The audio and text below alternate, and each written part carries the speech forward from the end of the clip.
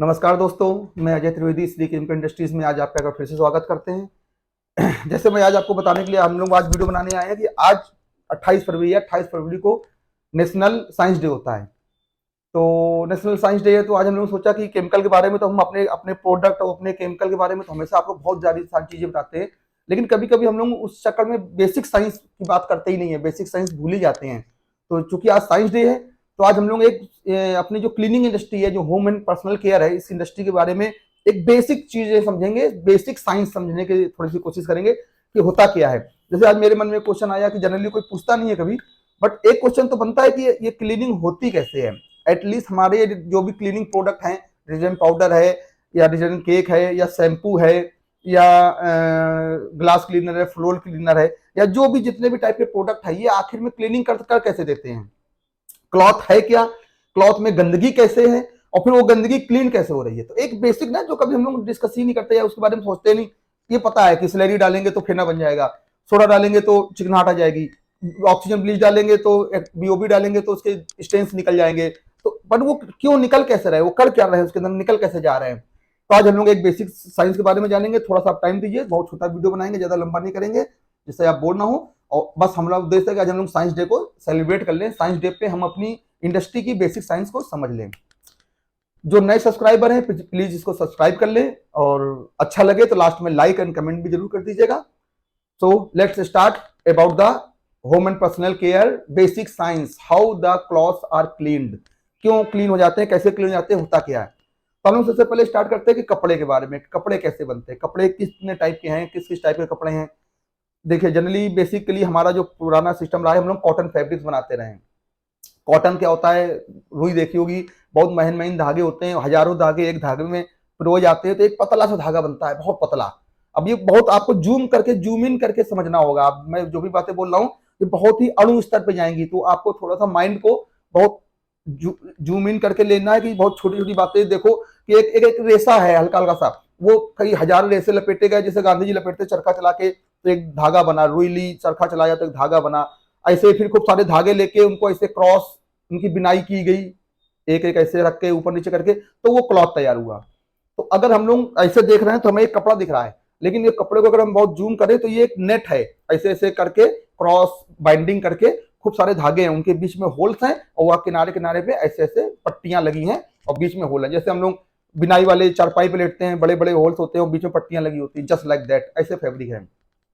Fabric के भी दो तीन प्रकार हैं। एक तो ये मैंने कॉटन को बताया, एक जो हमारी आज जब से साइंस ने रिवोल्यूशन किया है पेट्रोलियम प्रोडक्ट ने, तो एक रेजिन आने लगा, रेजिन से नाइलोन बना, नाइलोन से कई सारे नाइलोन के फैब्रिक्स बन गए। जैसे मैंने भी पहना हुआ है चिकना कपड़ा, सिंथेटिक फैब्रिक बोलते हैं, सब नाइलोन है। तो इसमें रुई की जगह पे प्लास्टिक के महीन धागे बना के उनकी बिनाई करके फैब्रिक्स तैयार की जाती है। साड़ियाँ आती है, नेट की साड़ियाँ हैं, सिंथेटिक फैब्रिक बहुत ज्यादा कॉमन हो गई है। फिर इसके अलावा फिर एनिमल से मिलने वाली चीजें, जो प्लांट से मिलता है कॉटन, एनिमल से मिलता है जैसे रेशम, तो इस टाइप के भी फैब्रिक्स आते हैं। बट बुनाई सबकी सेम होती है, वो नेट टाइप का।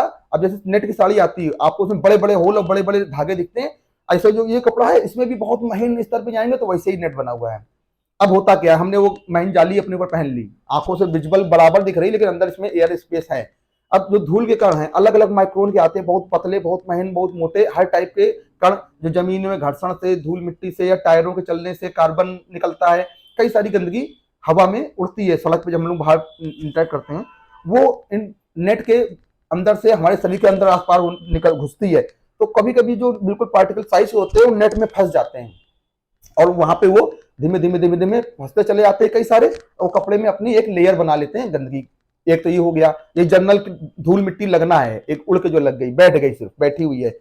एक होता है कि कोई स्टिकी प्रोडक्ट आया, जैसे कोई हमें पसीना निकला या हमने कहीं तेल खाया, तेल लगाया, अब तेल ऑलरेडी स्टिकी है, उस पर धूल मिट्टी आती है उड़ के, तो वो ज्यादा वहां पे स्टक कर जाती है, चपक जाती है, थोड़ा बाउंडिंग ले लेती है, फैब्रिक के साथ में बाउंड हो जाती है। एक वो गंदगी हो गई। एक कहीं कलर कोई आ गया, वो जो लिक्विड गिरा वो कलर्ड ही था, जैसे टमाटो केचप आ गया, टर्मरिक आ गई, या कोई मोबियल आ गया, या हमारा पसीना ही निकला, पसीने से कपड़ा यहाँ गीला हुआ, गीले में कुछ गंदगी आई, वो वहां पे स्पेशल स्टक कर गई।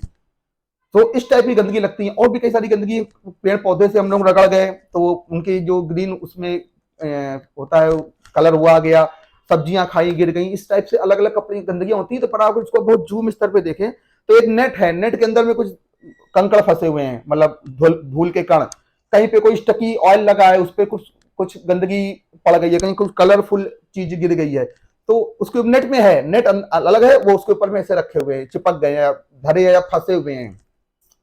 तो इन्हें क्लीन कैसे करता है, ये तो मैंने बता दिया आपको फैब्रिक क्या है और गंदगी किस टाइप से लग रही है, कैसे लग रही है। अब आते हैं हम लोग जो मेन क्वेश्चन था हमारा, how our detergent products works to clean it. तो बेसिक साइंस का हम लोग ने इस्तेमाल किया है, बहुत ज्यादा टेक्निकल नहीं है, बहुत ही इजी वे में लिया है हमारे साइंटिस्टों ने इसको।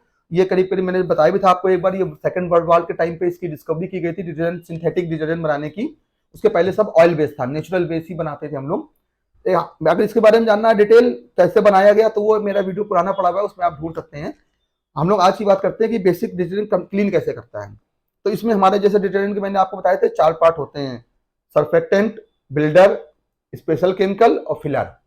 4 प्रकार के प्रोडक्ट डाले जाते हैं। सर्फेक्टेंट्स क्या करते हैं, सर्फेक्टेंट क्या करते हैं, अब देखिए जैसे मैंने कहा कि बहुत महीन स्तर पे जूम के अंदर में जाएंगे तो यहाँ पे हमें नेट दिखेगा, नेट में धागे फंसे हुए हैं।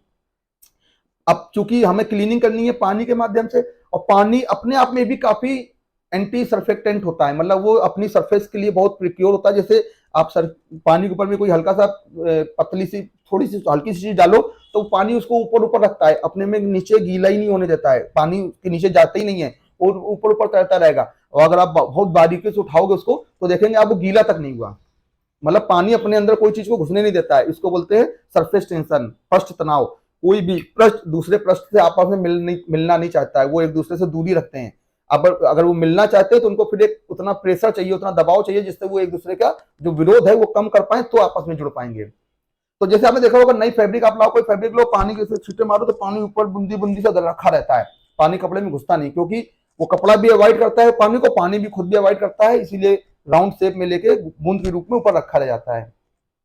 तो पहली समस्या तो साइंटिस्टों के साथ ये है कि हमें पानी से क्लीनिंग करनी है, और पानी गंदगी तक पहुंचे कैसे, कपड़े को अंदर आर पार हो कैसे, कपड़े तक जाए कैसे।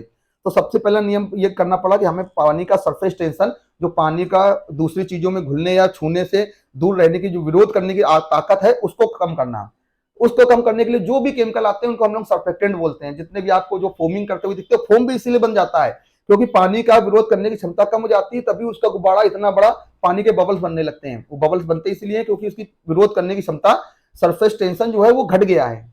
सरफेस टेंशन मतलब समझ गए ना, सरफेस पे होने वाली टेंशन, सरफेस पे जो तनाव है वो कम हो गया, उसके कारण से पानी यूं मोटा मोटी लैंग्वेज बोलते हैं, पानी पतला हो गया।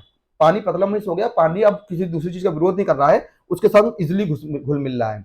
इसके बाद क्या होता है कि वो पानी जब सरफेस टेंशन में पानी में डाल दिया तो पानी का पृष्ठ तनाव घट गया। अब पानी हमारे फैब्रिक में, अब ये मान लो इतने बड़े बड़े होल्स हैं, उनके अंदर बाहर ऐसे जेट पंप के जैसे हम कपड़े वॉश करते हैं ना, ऊपर नीचे करते हैं, तो पानी उसमें वो पानी का जो करंट होता है वो उन छेदों के बीच से ऐसे आर पार होता है। ठीक है, अब पानी अंदर कपड़े के अंदर जा रहा है। दूसरा हमने क्या किया, बिल्डर डाले। बिल्डर जो होते हैं सब अल्कलाइन होते हैं। अल्कलाइन का जो नेचर है वो चिपचिपा होता है, स्टिकी होता है। आप कभी भी देखिएगा एसिड जो होता है रूखा होता है, आप हल्की भी साइंस जानते हो तो ना जानते होंगे। अल्कलाइन जो होते हैं चिपचिपे होते हैं, स्टिकी होते हैं।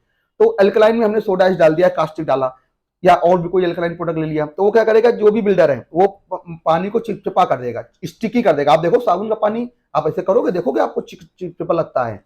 अब क्या हुआ, सर्फेक्टेंट है, साथ में स्टिकीनेस आ गई। पानी में हमने बिल्डर्स डाल दिए, सोडा है या कास्टिक है या एचटीपीपी है या हमारा बेसिको ब्लीच है, ऐसे प्रोडक्ट डाल दिए तो उन्होंने पानी में स्टिकीनेस ला दिया। अब पानी अंदर बाहर हो रहा है, साथ में अब वो स्टिकी भी हो गया है। अब स्टिकी होने से क्या हो रहा है, वो जो धूल मिट्टी गंदगी यहाँ पे पड़ी है, यहाँ पड़ी है, यहाँ रखी है, वो उसमें से चिपक जा रही, पानी में चिपक रही है। अब कपड़े को छोड़ दे रही है, कपड़े में नहीं चिपक रही, पानी में आ गई, तो वो पानी हमारा गंदा होने लगता है और कपड़ा साफ होने लगता है। तीसरी चीज आ गई, कोई कलर का दाग लगाया, बताया था आपने, कलर का दाग लगाया है, या कहीं पे कोई टमाटो केचप गिर गया है, या कहीं पे टर्मरिक का दाग लग गया है, कहीं ग्रीस लगी है। अब वो तो स्टक करी है, उसने तो बाउंडिंग कर ली है, चिपकने का उसके अंदर पहले से गुण है, बाउंडिंग करके बैठा हुआ है, वो स्टक किए हुए। जैसे ये कपड़ा है, ये गंदगी है, उन्होंने यहाँ पे थोड़ी सी स्टिकीनेस, एक बाउंड बना लिया है। अब ये जनरल वॉश या करंट से नहीं जा रहा है, कैसे जाएगा, इसके लिए आते हैं स्पेशलिटी केमिकल, जैसे बेसिको ब्लीच आता है या अदर केमिकल आते हैं, एंजाइम्स आते हैं, बेसिको ब्लीच है। ये क्या करते हैं, ये इनके जो अंदर ऑक्सीजन होती है, नेसेंट ऑक्सीजन, वो क्या करती है, जाके उन दोनों के बॉन्ड जो जुड़े हैं उन दोनों के बीच में खुद जुड़ जाता है। तो वो जो स्टिकीनेस है इस चीज की, वो स्टिकीनेस से ऑक्सीजन जुड़ गई, तो वो पानी में वॉश आउट होने लगता है। तो विद इन ए सेकेंड, आपने मेरे कई पिछले वीडियो देखे होंगे कि मैंने कपड़े में इंक लगाई या ब्लड लगाया या टर्मरिक का दाग लगाया और बीकर में ऐसे डाला और 2 मिनट के अंदर में वो पूरी इंक गायब हो गई, वॉश आउट हो गई। तो वॉश आउट नहीं होती, वो उसमें वो जाके उसको ऑक्सीडेशन करके, वो इसको ऑक्सीडेशन रिएक्शन बोलते हैं, वो उसको लेके बाहर आ गया। तीसरे फिलर्स होते हैं, उनमें कोई आप जानते हैं, कोई तो उससे वजन बढ़ाने के लिए चीजें। इसके अलावा जो अदर स्पेशलिटी केमिकल है, फ्रेग्रेंस डाल दी, वो परफ्यूम के लिए है, उसका क्लीनिंग से कोई लेना देना नहीं है। ऑप्टिकल ब्राइटनर डाल देते हैं कि जब क्लीनिंग हो गई तो कपड़े में थोड़ी सी लाइट का इफेक्ट आ जाए, रिफ्लेक्शन बढ़ जाए कपड़े का लाइट के प्रति, तो ऑप्टिकल ब्राइटनर ले लिए। सो आई थिंक कि हमने एक बेसिक कॉन्सेप्ट समझ लिया है कि क्लीनिंग कैसे होती है, हमारे कपड़े कैसे क्लीन हो रहे हैं, और आई थिंक आपके लिए यूजफुल होगी। कोई चीज अगर आपको नहीं समझ में आई हो या कुछ और जानना हो या कोई और चीज पे स्पेशली कुछ जानना हो तो आप हमें प्लीज कमेंट में जरूर लिख दें, जिससे हम अगला वीडियो बनाते समय उस पर बात पे फोकस कर पाए।